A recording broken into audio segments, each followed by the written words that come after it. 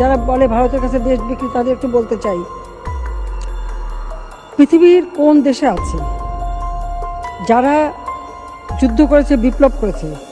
আমি গোপন সূত্রে যেটা জেনেছি যে হাসিনা কিন্তু এখন সেফ এক্সিট পেলেই ক্ষমতা ছেড়ে চলে যাবে। আসসালামু আলাইকুম ভিউয়ার্স, দেশ ও দেশের বাহির থেকে যারা আমার ভিডিওটি প্লে করেছেন জানাচ্ছি আন্তরিক শুভেচ্ছা ও অভিনন্দন। আশা করি সবাই ভালো আছেন, সুস্থ আছেন, আলহামদুলিল্লাহ। তো ভিউয়ার্স, ভারতীয় ট্রেন ট্রানজিট নিয়ে সরাসরি প্রসঙ্গ টানলেন প্রধানমন্ত্রী শেখ হাসিনা এবং এমপি এবং মন্ত্রীদেরকে প্রশ্ন ছড়িয়ে দিলেন, ভারতীয় ট্রেন বাংলাদেশে চললে ক্ষতি কি? তবে সেখানে সাধারণ মানুষ বা বিরোধী দল বিএনপি সহ দেশের অন্য অন্য লোকজন যারা বলছেন যে মুক্তিযোদ্ধা বা স্বাধীনতার ক্ষুণ্ণতা হবে যদি বাংলাদেশে ভারতীয় ট্রেন চলে, তবে এটার পরিপন্থী বিপক্ষে মন্তব্য করলেন প্রধানমন্ত্রী শেখ হাসিনা। আসুন আমরা সরাসরি ট্রেন ট্রানজিট নিয়ে তার বক্তব্যগুলোই শুনবো। ভিডিওতে যাওয়ার আগে ছোট্ট রিকোয়েস্ট করবো, যারা এখনো চ্যানেলটি সাবস্ক্রাইব করেননি, নিয়মিত দেশের সকল আপডেট সবার আগে জানতে অবশ্যই চ্যানেলটি সাবস্ক্রাইব করে পাশে রাখবেন। দর্শক আসুন স্ক্রিনে একটা কথা, যারা বলে ভারতের কাছে দেশ বিক্রি তাদের একটু বলতে চাই, পৃথিবীর কোন দেশে আছে যারা যুদ্ধ করেছে, বিপ্লব করেছে, যাদের মিত্র শক্তি সহায়তা করেছে?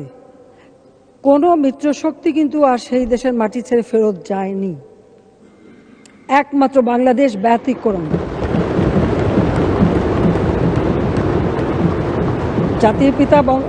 জাতির পিতা বঙ্গবন্ধু শেখ মুজিবুর রহমানের মতো বলিষ্ঠ নেতৃত্ব ছিল এবং ওদিকে ইন্দিরা গান্ধী, তিনিও স্বাধীন চেতা ছিলেন বলেই যে মুহূর্তে জাতির পিতা বলেছেন যে ভারতীয় সৈন্য ফেরত নিতে হবে, সেই মুহূর্তে তারপরেই কিন্তু সেই ভারতীয় সৈন্য ফেরত চলে যায়। এর দৃষ্টান্ত কিন্তু পৃথিবীর আর কোনো দেশ দেখাতে পারবে না। জাপানকে সহযোগিতা করেছিল আমেরিকা, এখনও সেখানে আমেরিকান ঘাঁটি। জার্মানি, পশ্চিম জার্মানিকে সমর্থন করেছিল আমেরিকা, এখনও সেখানে আমেরিকান ঘাঁটি। শুধু ঘাঁটি না, সেখানে ঢুকতে গেলে ডলারে কেনাবেচা করতে হয়, সেখানে ডলারেই কেনাবেচা, ডলারেই সব। তো এরকম যেখানে এরকম সারা বিশ্বব্যাপী এই দৃষ্টান্ত পাওয়া যাবে, কিন্তু জাতির পিতা স্বাধীন চেতা ছিলেন, যেটা সম্ভব। প্রধানমন্ত্রী বলেন, এদেশকে ভারতের পণ্যের বাজারে পরিণত করেছিল বিএনপি।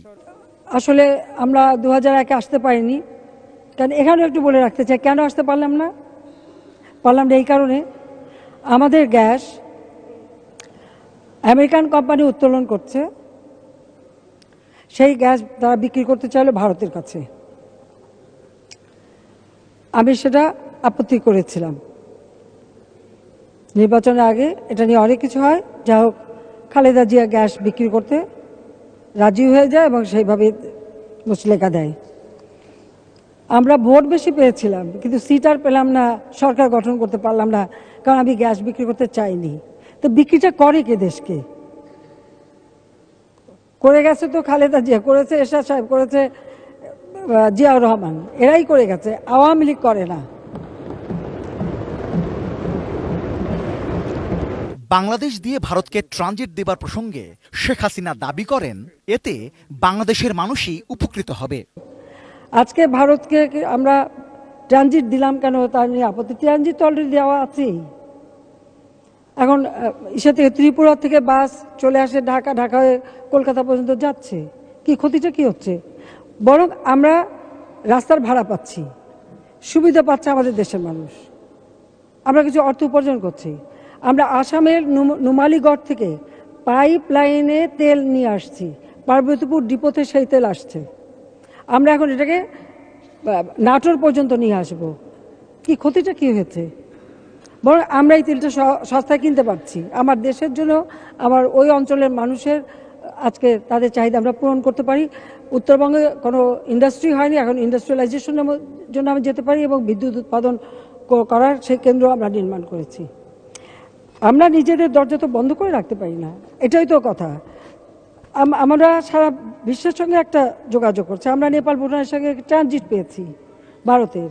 এটা তো কোনো একটা দেশ না, এটা একটা আঞ্চলিক ট্রানজিট সুবিধা এবং যোগাযোগের সুবিধা করার জন্য করা হয়েছে। এই কথাগুলো আমি মনে করি এত বেশি কথা হচ্ছে যেগুলো আমাদের বলা উচিত, সেই জন্যই আমি এটা বললাম। মাননীয় স্পিকার, আর গণতন্ত্রের কথা তো আমি বললাম যে এতদিন পর্যন্ত গণতন্ত্র তো ক্যান্টনমেন্টে বন্দী ছিল, রাত্রে হতো কারফিউ। আওয়ামী লীগ সরকার গঠন করার পরই জনগণের গণতান্ত্রিক অধিকার জনগণের হাতে ফিরে এসেছে। জনগণ আমাদের ভোট দিচ্ছে, আমরা জয়ী হচ্ছি। আশ্রয়ণ প্রকল্পের প্রসঙ্গ টেনে প্রধানমন্ত্রী এই সময় জানান, বঙ্গবন্ধুর মতো তারও একমাত্র লক্ষ্য এদেশের প্রতিটি মানুষের অন্ন, বস্ত্র, বাসস্থানের ব্যবস্থা করা। কবিগুরুর ভাষায় বলতে চাই, এই সব মূঢ় ম্লান মুখ মুখে দিতে হবে ভাষা, এই সব শ্রান্ত শুষ্ক ভগ্ন বুকে ধনিয়া তুলিতে হবে আশা, ডাকিয়া বলিতে হবে মুহূর্ত তুলিয়া শির, একত্র দাঁড়াও দেখি সবে। জাতিপিতা সারা জীবনের স্বপ্ন দেখেছেন এদেশের দুঃখী মানুষের মুখে হাসি ফোটাবেন, কিন্তু তিনি তো করে যেতে পারেননি। তাই আমার জীবনেরই একটি লক্ষ্য এই দুঃখী মানুষের মুখে হাসি ফোটানো।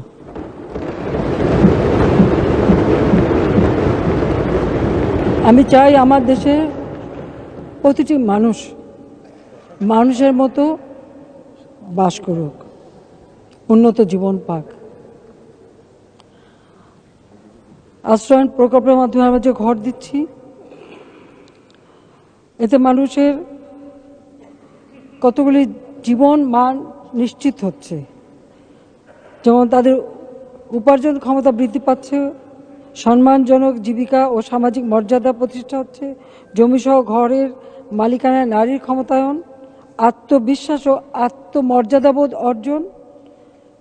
দর্শক, স্ক্রিনে আমরা সরাসরি প্রধানমন্ত্রী শেখ হাসিনার বক্তব্যগুলো শুনলাম। এ বিষয়ে আপনাদের মতামত কমেন্টে জানান, কেউ ভিডিওটি স্কিপ করবেন না। ভারতীয় ট্রেন যদি বাংলাদেশে ট্রানজিট দেওয়া হয়, তাহলে দেশের ভেতরে কত অরাজকতা এবং ভারতীয় অবৈধ অস্ত্র এবং বিভিন্ন মাদকদ্রব্য বাংলাদেশ কিভাবে ছেয়ে ফেলে দিতে পারে, ভারতীয় দ্রুত সময়ের মধ্যে ভারতেরই অঙ্গরাজ্য বাংলাদেশ কিভাবে পরিণত হতে যাচ্ছে, বিস্তারিত জানবো এই রিপোর্টে।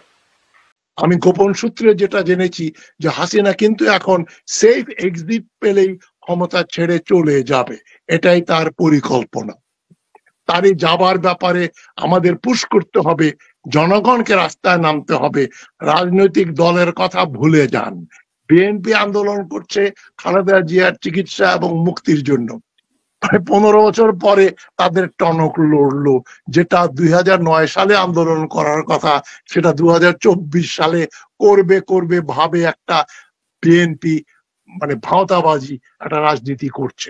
সুতরাং জনগণকে আসতে হবে। বাংলাদেশে কোনো দেশপ্রেমিক বিরোধী দল নেই, এটা মনে করেই জনগণকে রাস্তায় নামতে হবে।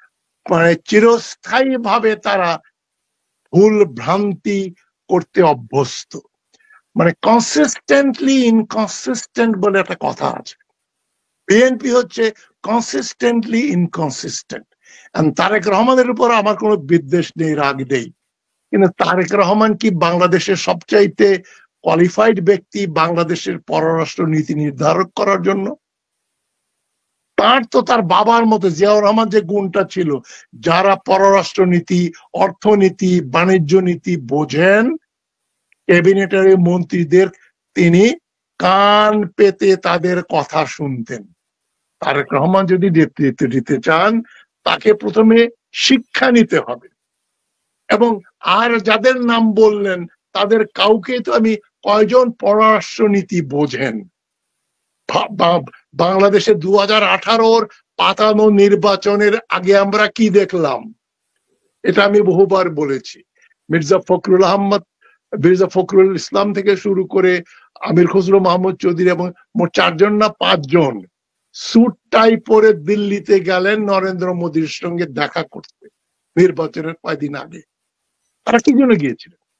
একটা 10 বছরের ছেলেও বুঝবে তারা ভারতকে এটা, মোদীকে এটা নিশ্চয়তা দিতে গেছেন যে আমাদের দিকেও নজর রাখবেন, আমরাও কিন্তু আওয়ামী লীগের চেয়ে কম দেব না, আপনারা যা চান সব সুযোগ সুবিধা দেব, শুধু আমাদের ক্ষমতায় বসতে দেন। এবং নির্বাচনের দিন বেলা 11:30 পর্যন্ত মির্জা ফখরুল ইসলাম কি বললেন মনে আছে? আমি তো কোনো কিছু ভুলি না, এটাই আমার সবচেয়ে বড় একটা খারাপ দিক। মির্জা ফখরুল বলেছিলেন নির্বাচন খুব সুষ্ঠু হচ্ছে।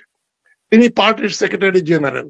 তার কাছে কি চট্টগ্রাম, মহেশখালী, কক্সবাজার, বরিশাল, পটুয়াখালী, বরগুনা, সিরাজগঞ্জ, দিনাজপুর, ময়মনসিংহ, সিলেট থেকে টেলিফোন আসে নাই? অজস্র ফোন যে রাত্রেবেলায় ভোট হয়ে গেছে আর দিনের বেলা কাউকে পোলিং স্টেশনে ঢুকতে দিচ্ছে না, বাইরে একটা ফেক লাইন দাঁড় করিয়ে রেখেছে, আওয়ামী লীগাররা ব্যালট বাক্সে সিল মারছে। উনি জানতেন না? মির্জা ফখরুল সাহেব, আপনাকে জিজ্ঞেস করছি, আপনার যদি সাহস থাকে আমার সঙ্গে একটা ডিবেটে আসেন, আপনি সেদিন কেন বললেন নির্বাচন খুব সুষ্ঠু হচ্ছে? সুতরাং আপনাদের এই ভারত তোষণ। দর্শক, স্ক্রিনে আমরা সে সম্পর্কে বিস্তারিত জানলাম। সো আজকের ভিডিও এই পর্যন্তই। ভালো লাগলে লাইক এন্ড কমেন্ট করবেন এবং দেশের সকল আপডেট সবার আগে জানতে অবশ্যই চ্যানেলটি সাবস্ক্রাইব করে পাশে রাখবেন। দেখা হবে পরবর্তী ভিডিওতে ইনশাআল্লাহ। আসসালামু আলাইকুম ওয়া রাহমাতুল্লাহ।